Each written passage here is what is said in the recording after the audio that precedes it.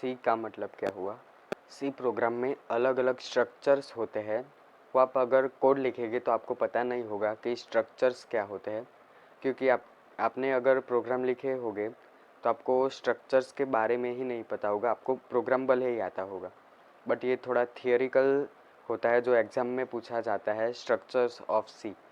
तो structure of सी में क्या होता है, पहला जो पॉइंट है वो है डॉक्यूमेंटेशन सेक्शन। अब डॉक्यूमेंटेशन सेक्शन में क्या होता है कि हम अपने प्रोग्राम का नाम लिख सकते हैं जो कंपाइलर के द्वारा कंपाइल नहीं हो सकता है, उस वो डॉक्यूमेंटेशन सेक्शन में आता है। मैं एक बार रीड करके आपको बता देता हूँ। The section includes comments to give general information about the program, example name of programme.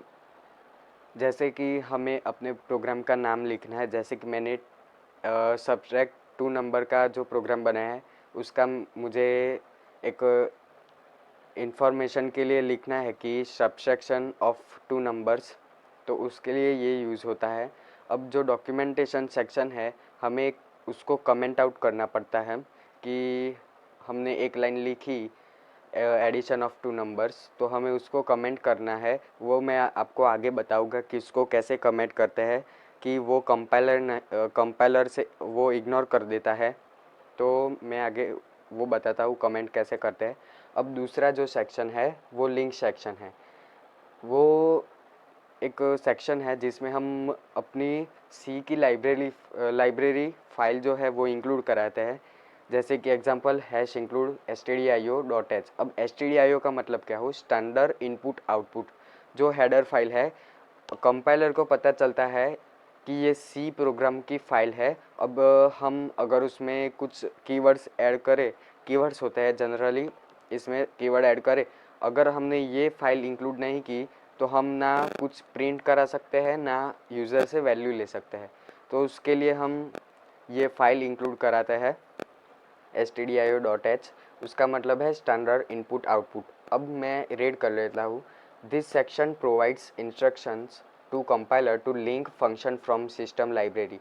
अभी मैंने कहा सिस्टम लाइब्रेरी जो सी प्रोग्राम की पर्टिकुलर, जैसे हैश इंक्लूड stdio.h है, वो मेन हेडर फाइल है जिसके अंदर सी प्रोग्राम के सारे लाइब्रेरी फाइल्स आई हुई है, जैसे कि प्रिंटफ, स्कैनफ, वो सब।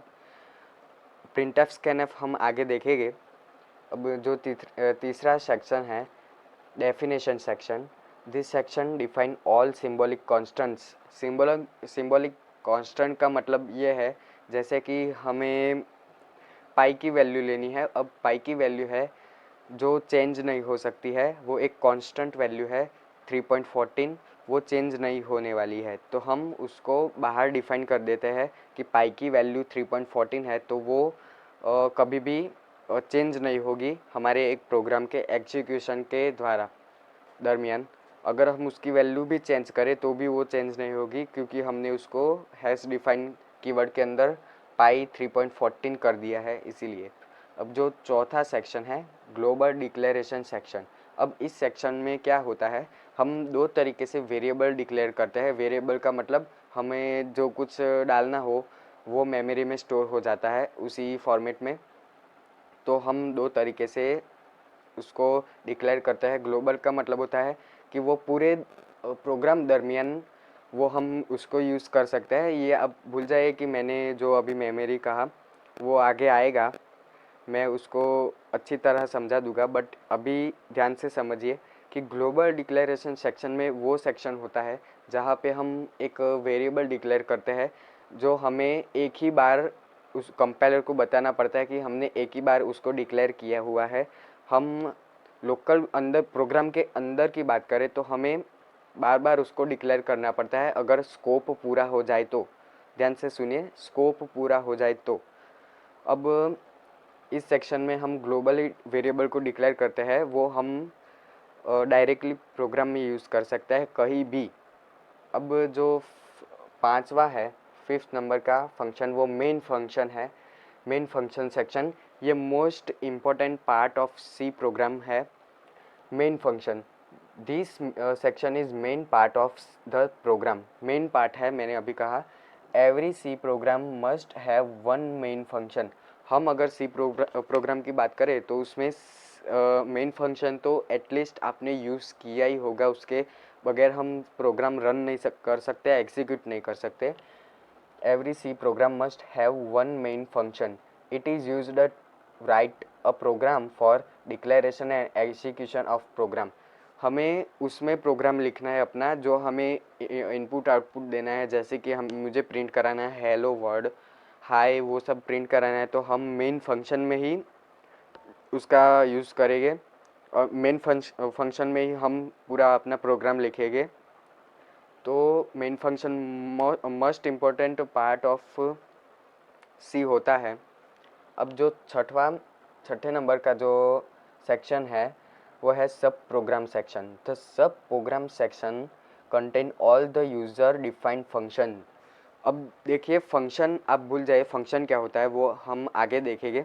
इस स्ट्रक्चर में सब प्रोग्राम सेक्शन जो होता है वो मेन फंक्शन के नीचे हम डिक्लेयर कर सकते हैं, जिसके अंदर हमें 2 नंबर ऐड कराना है, वो फंक्शन कॉलिंग के द्वारा होगा, वो सब भूल जाइए। बट ये सारी चीज़ें आपको याद रखनी ही पड़ेगी। ये इजी है थोड़ा, ये स्ट्रक्चर, ये एग्ज़ाम में आपको ज़रूर आएगा। तो ये 6 सेक्शन है जो आपको याद रखने हैं। आप अगर प्रोग्राम लिखेंगे, आगे प्रोग्राम आप सीखते हैं, तो आपको ये ऑटोमेटिकली याद रह जाएंगे, इसको आपको देखने की भी ज़रूरत नहीं पड़ेगी। अब जो मैंने कहा था कि कमेंट आउट कैसे करते हैं, तो मैं यहाँ लिख देता हूँ।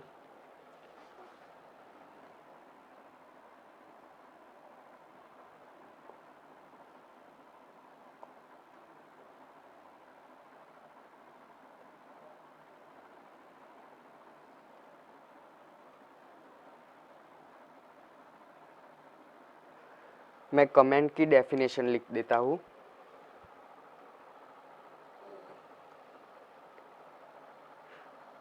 The comment is ignored by the compiler। जो कमेंट होती है वो कंपाइलर द्वारा इग्नोर कर दी जाती है। अब कंपाइलर किसी को नहीं पता तो मैं कह देता हूँ कि वो कंपाइल करता है अपने प्रोग्राम को। हम अगर इंग्लिश में ये सब लिखते हैं तो वो एग्जीक्यूटेबल फाइल, मतलब बाइनरी मतलब 0 और 1 के फॉर्मेट में कंप्यूटर को समझ में आए, 0 1 कंप्यूटर को समझ में आते हैं, उस फॉर्मेट में वो कन्वर्ट कर देता है। और कंपाइलर का दूसरा काम ये है कि वो एरर थ्रो करेगा अगर अपना प्रोग्राम गलत है। तो अगर हमने कोई लाइन में भूल की है तो वो तुरंत ही हमें उस लाइन में एरर है वो बता देगा।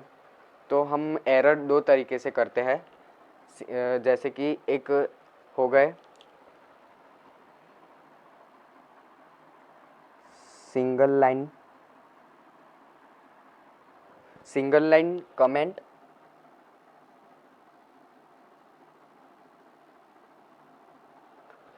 सिंगल लाइन कमेंट में यूजुअली ये होता है कि हम ये बैकवर्ड जो होते हैं उसके अंदर कुछ लिखते हैं, जैसे कि मैंने यहाँ लिखा हेलो, मैंने यहाँ लिखा हेलो, तो ये कमेंट आउट हो गया, इसको सिंगल लाइन कमेंट कहते हैं। अब दूसरी होती है वो है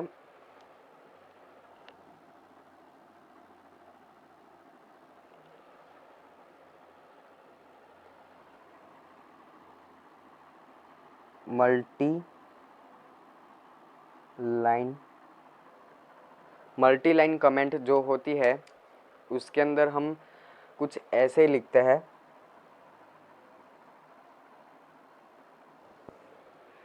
इसके अंदर हम कुछ लिखते हैं जैसे कि हेलो,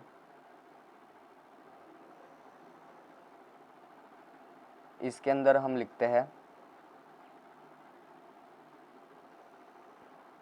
ये पूरी लाइन को कमेंट कर देगा, जैसे कि मैंने यहाँ 1 2 और 3 लाइन को कमेंट किया।